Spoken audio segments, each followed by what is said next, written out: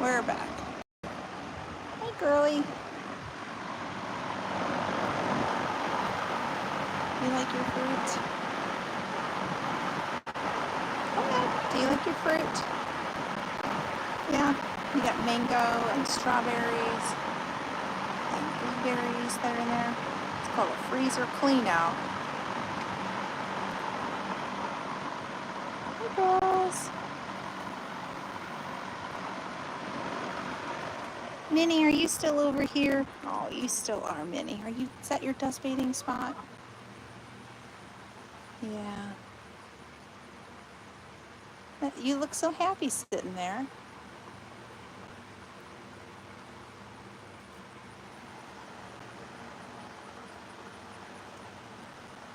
You like that?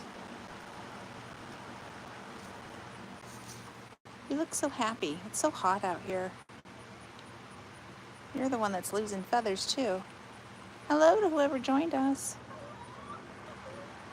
Hi, Coco. Coco.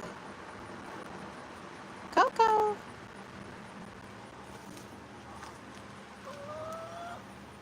Hey, Troy. Thank you for being here. Hey, Troy, I forgot to turn the Wi-Fi off, so hang on just a second. Be right back if it disconnects. Don't go anywhere. That disrupted. Hi, Coco. How are you doing, Troy? Just hanging out with my girls. Hi, Miss Tender. Hi, Tender. And Glinda. We're just, hey, cameraman. Hola. Hola. We're just out here hanging out with the girls. And molting season has been going on for a little while. You can see all the feathers everywhere. I'm 100% certain that little Miss Minnie, who is this one right here, I believe she has begun her molting, which is totally fine. I almost would rather her do it before winter comes. Well, the fall when it gets cold. Do it while it's 1,000,000 degrees outside. Get rid of the old feathers and get the new ones. You are blessed. Amen to that one. Amen. You are blessed. We're just out here with the girls. I'd be collecting them to make a pillow. You know what? You probably could, because there's quite a few feathers. Let me give you a little tour. I'm not too concerned about it. It just means that that whoever's molting, which for sure is Minnie, but I'm trying to figure out who the other one is. Hoping it's Midnight. This Midnight looks pretty shagalicious, but it just means that you're getting a new winter coat, or they're getting a new winter coat. That's all it is. Normal. Coco right here is finishing up on her molt. Her tail feathers are not fully out, but you look beautiful. And then Chicken Tender, right here, the white and speckled with gray, she's finishing up on a molt as well, and she's looking quite divine, aren't you? She did a pretty hard molt, which is fine, totally normal. And you can kind of see that her tail feathers are not all the way in yet. So, and then little Midnight right here looks pretty shaggy. So I'm hoping she's gonna be molting soon. We shall see. Little Glinda, she's 2 years old. She's never done a hard molt, at least since her teenage years. So she's still laying, but she'll be due for a new coat. Kind of easier to see what I mean. She shouldn't have any yellow or brown color. She is a black and white bird, and she shouldn't have any of that yellow. Her feathers are starting to wear out, age, so to speak. So she will get new feathers once she begins her molt. I suspect it won't be long looking at her tail feathers. Usually they start with their tail feathers. Of course, she is half silky, so it'll be interesting to see what she does. Chanel is all done with her molt, and she got new colors in her tail. There's some white feathers down in there, which she's never had. So, reminds me of a song, The Pillows My Friends Are Blowing in the Wind. Yeah, I'd say so. Tweety, you need to molt too. Her feathers are looking pretty shabby, but you know, fall time is coming. That's typically when they do it. So I won't be surprised if we have more birds molting. So that's okay. It's okay. Totally normal. And I did a big old freezer refrigerator clean out. Threw all of the fruit, has a little bit of freezer burn into here. So what you're looking at is a mixture of mango, blueberries, and strawberry tops. And I added a little bit of water because it was frozen. And I think that would be really nice for them, just to keep them cool in this hot heat. So that's what they're eating and drinking, is the frozen fruit. Flavored water, right? New colors, so that's why they dye their feathers. Well, their feathers wear out. I mean, they typically, their feathers will stay in about a year. Although Glinda hasn't done an adult molt, a full molt, since her teenage years. So they kind of start to look a little bit worn out. And it's possible that some of their feather colors change. I would say Tender has more peachy colors in her new coat than she's ever had in her life. This is a 5-year-old hen that we're looking at. So I do know her coloring pretty well. And it's interesting to see the difference. Let me get a little closer. Oh, sorry, girl. But she's not done. Her tail feathers are not. They should come out about like that much further. So she's getting there. You're looking quite divine, my dear. And so my son named her Miss Chicken Tender because she's the most tender of them all. She's actually very sweet. She likes whenever little ones come over and feed her, because usually little ones will dump their food like all on the ground, and she would rather have as much as she could have than as little as possible. Oh, she's got some bare spots in her hiney. Sorry, chicken butt. Those will fill in soon. I'm not too concerned. And what she's doing right now, she's preening. There is an oil gland. I'll probably just do it right here, kind of on the tip right back here on a chicken. And so they go back, and when they're preening, they get that oil gland and get a little bit of oil and then put it on their feathers, and that's how they keep clean. Let's see her. Oh, Christy's here. Hey, Christy. Oh, and Rebecca's here. Hi, Rebecca. Yep, they look good, healthy and spoiled. Yeah, I would say so. They're having quite a good treat with all the frozen fruit. I spoil them. But you know what? That's okay. Spoiled chickens lay the best tasting eggs. And here lately, the girls have had some really like dark orange eggs that they've been laying. Now I only have 3 birds laying right now. This heat is just too hot, too much. So that's okay. And then of course we have some molting girls, and that's okay. That's okay. You enjoy hearing them, cameraman? I do too. They have little conversations. They like to just talk to one another. You can kind of tell what they're thinking when you listen to the different sounds that they make.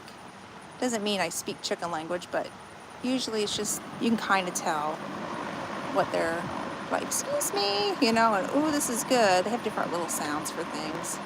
Or get out of my way, and then that's a totally different sound. Nothing goes to waste when you have chickens. Yep, that's so true. I'll tell you, if you have a garden or you just cleaning out your fridge, which is, I was cleaning out my freezer. Nothing goes to waste. I mean, you can tell that they've got strawberry tops. I went and I picked a bunch of strawberries, and you just freeze the strawberry tops. Doesn't cost me anything. Um, and the girls like to eat them. So yeah, it doesn't go to waste. I bought those strawberries back in June, actually. I went to a local U-Pick farm, and we made some freeze-dried strawberries with the other parts of them. And as I was cutting the strawberry tops, I just threw them in a Ziploc bag, and when I got done, I threw them all in the freezer. Made individual, like multiple bags, so that way I knew in the dead of the heat I could give them a frozen treat. So yeah, it's just a little tip. If you've got chickens, don't waste things. Another tip that I do, these tin pans, whenever you're cutting up melons and you scoop out the seeds, if you're going to save the seeds, obviously save the seeds, but the inside scoops of the melon you can put in a pan, freeze it, and then bring the pans out, add a little bit of water to it, and that's a nice little frozen treat. Yeah. So nothing goes to waste. Oh, hey Becky, you're here. You're here. Okay, so what kind of chicken is the black and white one?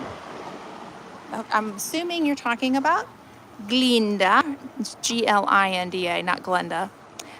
She is what's called a cookies and cream breed. It's not a like a American recognized breed. She's a mix. She comes from Meyer Hatchery. Lisa Steele, she is the number one, I call her the number one chicken guru. She's a lot of really good information on raising chickens, and teaches you about herbs and keeping things natural for the girls. I highly, highly, highly recommend her books, her website, and often I refer back to her for information if I'm stuck with something. Well, anyhow, so she has partnered with Meyer Hatchery out of Ohio to in their breeding program to come up with unique looking breeds of chickens. They're not like poultry showroom, I guess, or if you go to 4-H, unless they have like a mutt program. I don't know if they have like a mutt program at 4-H where they show those, but I wouldn't call her like this girl over here. She's a black Australorp, one of the heritage breeds. That's the word I'm looking for, like a heritage breed. She's just kind of like a bougie breed, just a designer, something fun, something different. What I do know, excuse me, Midnight is pecking on me as I, thanks. What I do know is that she is half silky. Let me come in real close. Hopefully this will show up on camera, but she has wispy feathers on her hiney. Sorry, we're looking at chicken butts. And the color of her egg, I just took it in, man, I wish I had it still. It's white, and it's the same size as a silky egg. We originally had ordered 2 of these girls, and one of them had congenital seizures. Don't know exactly what happened with her, but we did have to put her down. Being pecked on. This doesn't hurt. I don't feel this. I'm not going to say this doesn't hurt. Like, let your chickens peck on you, but it doesn't hurt me. But I can feel her doing that. Anyhow, but she's a sweet girl. We are going to add more of these, this breed to the flock when we go to add more birds, which won't be anytime soon. Right now we are maxed out in capacity, but we do like the smaller breeds. Nothing wrong with the black Australorps, but they are a good sized breed. They do lay beautiful big brown eggs. I have nothing to say negative, other than we built our coop for 8 birds and we have 10, so we are above capacity. And if you have a smaller bird, you can kind of tell like what the difference in size is. We could add a little bit more if we wanted to, but I think we're going to go with the smaller breeds. Just because. Oh, and back to Lisa Steele and her designer program. Let me walk out here. Chloe is another one that's designed from Meyer Hatchery. This is little gray bird. She is a Lisa Steele egg is what they call her. She lays a really pretty green egg, kind of grayish green, I should say. Very pretty. So those are the two birds that I have that are from Meyer Hatchery that are Lisa Steele eggs.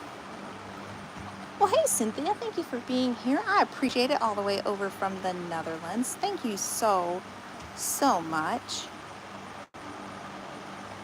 For those who remember, Minnie broke her beak. It's actually starting to come down a little bit more. She's looking good. She's the one that's molting. I suspect she'll start walking backwards pretty soon. For those who don't know, she had a brain injury about 3 years ago. This is a 5-year-old hen. She had a brain injury about 3 years ago and didn't know what was going on. We took her to a poultry veterinarian to have her inspected, and he ran a simple test on her and said that one of her claws was not gripping down very well, and he could look her in the eye and see that things weren't quite right. And he said she just needs a little bit of time and some isolation and she'll make a full recovery. Well, she did. She made a full recovery, except for she walks backwards when she molts. And for some reason, that's just who she is, you know? So we just keep an eye on her to make sure that she's okay and she's safe. We've not had to isolate her since the initial incident, but if we needed to isolate her, we would. We just keep a real close eye on her, but she's a sweet girl. And then Chicken Tender was the other one that broke her beak, and her beak's all the way in. But anyhow, so my chickens like to just lay around on a hot day. Typically they'll start dust bathing. I'm not sure if it's showing in, but there's like circular shapes everywhere. Lots of social hour. And then we had a fly infestation. So I've been out here hanging up these vanilla air fresheners that you put in the car to help repel the flies. But it gets the majority of them. It doesn't get them all. So I'm just trying to keep them away. Oh, there's Chloe. She came back in. Let's see if I can get closer to her without her taking off. There's Chloe. So she's the steel egger. Well, Midnight? Oh no, that was Tweety. Hey, Tweety. Hi, Tweety. You need to do a molt. Horribly bad. So do you have any chicken questions that I can answer? Or if you have chickens, how are your chickens doing in this heat?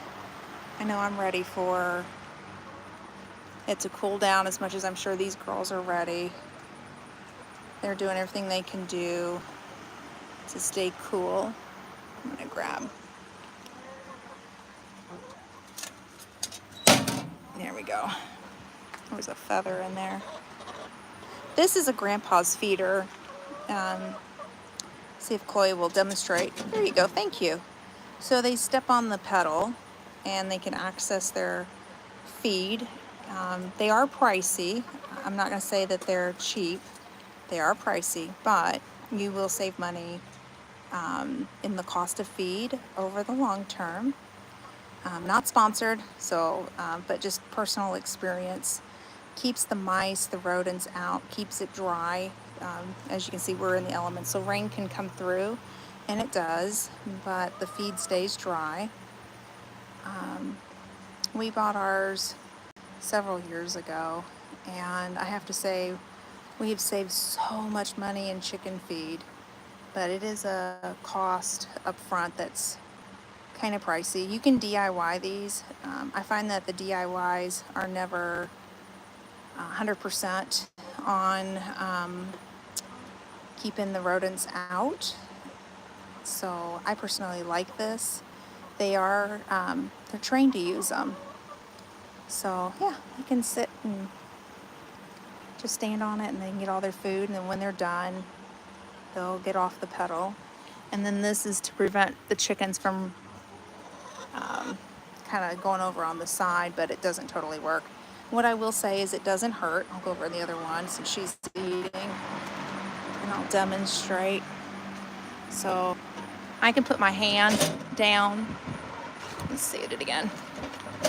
That doesn't hurt at all. There's no sharp edges. Some of the generic versions of them, they have sharp edges, but the Grandpa's feet are no sharp edges whatsoever. So nobody really can get hurt. And then if you end up buying one of these, I highly recommend that you read the instructions. They teach you how to train your chickens to use them. There's a screw, and so when they're about 20 weeks old, you put the screw in and it keeps it open like that far, so it doesn't scare them, so they can just step on it and it's open. And then there's like a halfway mode, and the chicken will learn that this opens when they step on it, and then they get used to it. They kind of learn that they've got to use the pedal, and then when they're fully trained, you just take it out and they just will go up and they'll eat when they want to eat. Hey, big brother, you're in the house. Hey, hey. Thank you for welcoming everybody. I appreciate it. Scott is going to be going live tonight. If you're going on the cruise, definitely you want to be there tonight. 8 p.m. Eastern Standard Time. Scott, go ahead and drop your link, or even just drop the link for the live tonight, so that way people will know where to go. But yeah, so I will be on tonight, talking about all things cruising. And I'm really excited for this cruise. Scott, I've got some really good news, and I think I'm going to go ahead and just share it here.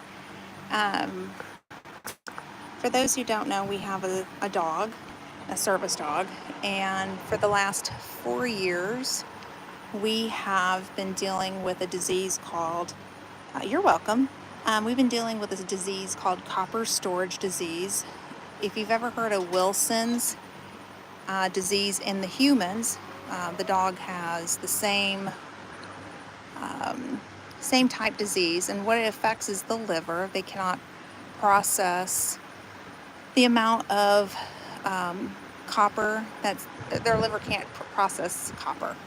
So in dog food, you want to stay per serving under 10 parts per million of copper and copper sulfates in the dog food.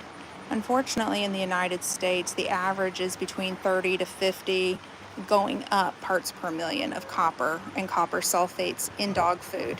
The only way to find out how much is actually in the dog food is to call the actual dog food company to find out how much that they're adding.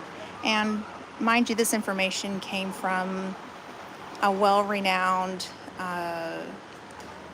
veterinarian in the internal medicine industry, or internal medicine doctor in the United States.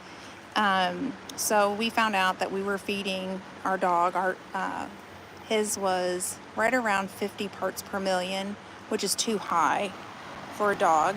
And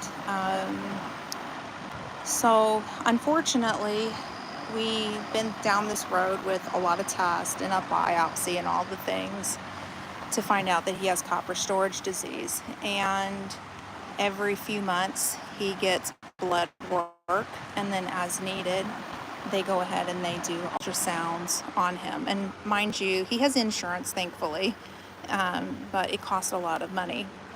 Well, back up. So last week we had to go to the vet and had his lab work drawn again, and today we got the results in, and drum roll please, he's actually in the normal range for the first time in 4 years. We've been able to get his copper, well, it's his ALTs, all into the normal range through diet, medication, lots of testing, lots of keeping eyes on him. Unfortunately, this disease kills dogs very quickly. That's why I'm super happy about this. This disease kills dogs really fast. Often they don't make it past 6 and 7 years old in age. So the fact that we still have the dog is amazing, and the fact that his liver enzymes are now normal, I mean, can I just say it is a huge, huge relief off of our shoulder. We are still going to be maintaining it with his medications, and keeping him on a really good high quality dog food. It's called Voyager dog food. They do not add any copper sulfates. We are not sponsored by Voyager either. I wish we were, because I've told a lot of people about Voyager dog food. But if you notice that your dog's ALTs are going up, have that conversation with your veterinarian, and then maybe even look into Voyager dog food. They send it to you kind of like Way Chewy does. They send it, but it comes directly from the company. And they have dog treats as well. So, yeah, so what a sense of relief today that we found out this wonderful news. Oh, sorry, baby. His ALTs are normal. Whoop, whoop. Whoop, whoop. Yes, please hit the thumbs up. You almost forgot. I forget too. It's okay. Thank you. I appreciate it. But yeah, so now we can breathe a sigh of relief for the dog. He had his full workup, and he is as healthy as a 3-year-old, is what we were told. He's super healthy. And he's an older gentleman. But yeah, so God is good, and this is a prayer answered, and a lot of work, and a lot of concern. So he is aging gracefully. But yeah, so that's my news for today. Yep, Nightbot smashed that like button, did you? Thank you, Nightbot. I appreciate Nightbot.